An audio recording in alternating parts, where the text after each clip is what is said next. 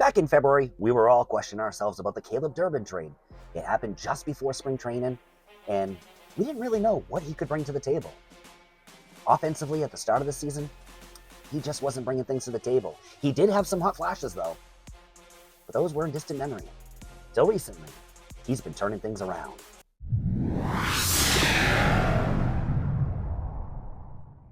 What up, Talk Sox? This is Jeff, and if you haven't done so yet, please take a moment, like the video, subscribe to the channel, and as well as hit that notification button so you are not missing out on any time here at Talk Sox we're dropping something hot.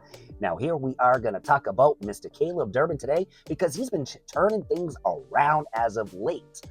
But hey, let's start from the beginning. How did we get here? What seemed to me at the time as a panic move because Breslow, he just couldn't find any type of offense that wanted to sign with the Boston Red Sox during the offseason.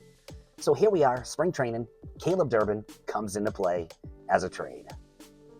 As we did get some additional pieces during that trade, such as Andrew Monasterio and as well as Anthony Ziegler, the Red Sox, they sent Kyle Harrison, I don't want to talk about that right now, as well as David Hamilton and Shane Drohan to the Milwaukee Brewers to complete this trade.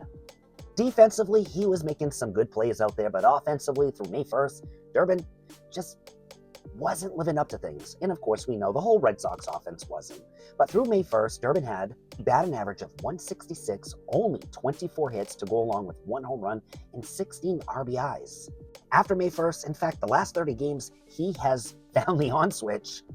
In the last 30 games, he has 5 home runs, 17 RBIs, batted .316, with a .337 on-base percentage and slugging .582. In the last 15 games alone, he has 5 home runs, 9 RBIs to go along with a batting average of a .358 and a .386 on-base percentage. There we go. That's got a brain fart. And slugging as well as a .717. So you're starting to see the mountain here, and he's starting to climb it. You know, is he gonna continue this consistently? Well, that still remains the question. But as you see, we are starting to turn the corner with him. And I think we are progressing in the right direction where it's going to stay in that direction. Do I expect him to hit for over 300? I really don't. We saw these flashes with Jarren Duran back in May. He was hot, and then he tailed off quite a bit. Durbin, on the other hand, he's staying consistent with this uprise. His stats overall for the season are just not that impressive. But as we mentioned, he is starting to climb up the ladder.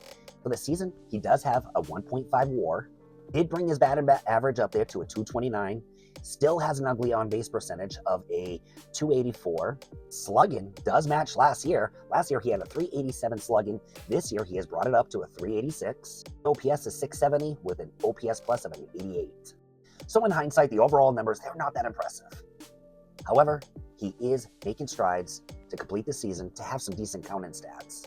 His decent production as of late has been overshadowed by the Red Sox bad offense. This is why he's just not getting a lot of glamour for what he's doing offensively. But beyond the metrics, there are a couple things that are standing out to me that makes me believe that he is doomed for a decent breakout. Whether if it's going to be fully this year, it's hard to tell just because of the way things started off. But last year, his home run ratio stood at 2.2% in 506 plate appearances. This year, with 259 plate appearances, he's up just a small tad, but at 2.3%. What's really killing him this year is what's killing most of the Red Sox is the freaking strikeouts.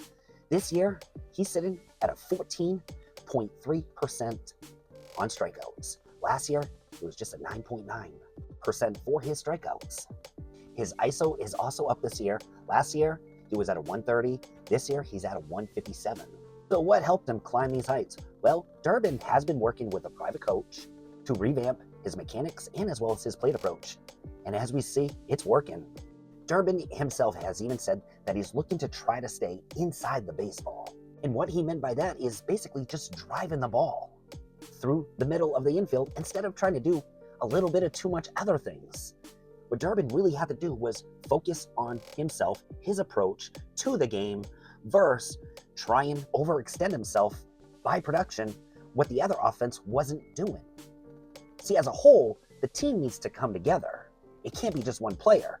And Caleb Durbin saw that, focused on that, revamped things, and now we're starting to see this big turnaround that he's doing.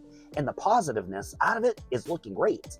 With this positive change, his ground ball rates have been reduced from 57% to 40%, which in retrospect, he's hitting more fly balls and as well as line drives. It's definitely great to see him make these adjustments and see them positively impact him as a player.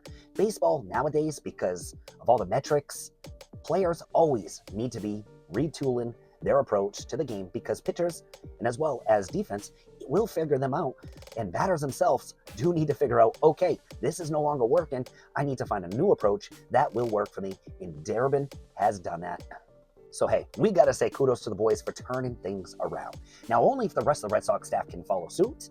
Hey, now we're finally talking about the team that we were first talking about at the start of spring training.